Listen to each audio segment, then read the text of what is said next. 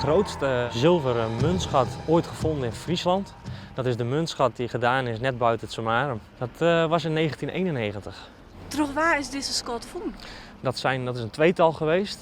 Die namen die wil ik liever niet noemen op tv, want ze hebben al voorafgaand afgesproken niet in de publiciteit te willen komen. Die munten die zijn die bestonden uit van Lodewijk de Vroom, Karel de Kale en Lotharius. En dan heb ik het over de Carolingische tijd, oftewel 9e eeuw na Christus. Dat waren machthebbers die ze lieten slaan in Dorestad.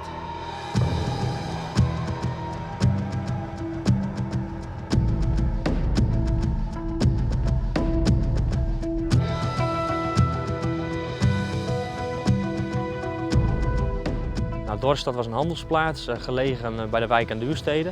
Het lag aan de Rijn, aan de aftakking van de Rijn en de Lek. Dat was precies een kruispunt waar het vaarverkeer langs voer en daar hun handel kon doen. Die muntschat die is verkocht aan het Penningkabinet Museum voor 125.000 gulden, wat achteraf veel te weinig was voor de schat.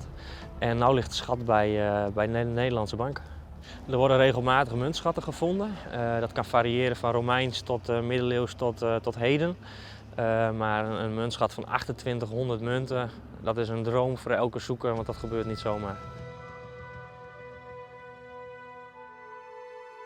Wij hebben een zilveren muntschat gevonden hier in de omgeving van Drachten.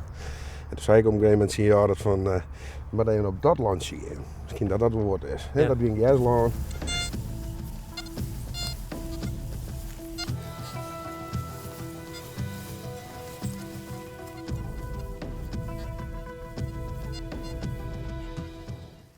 Nou, op een gegeven moment een piepje.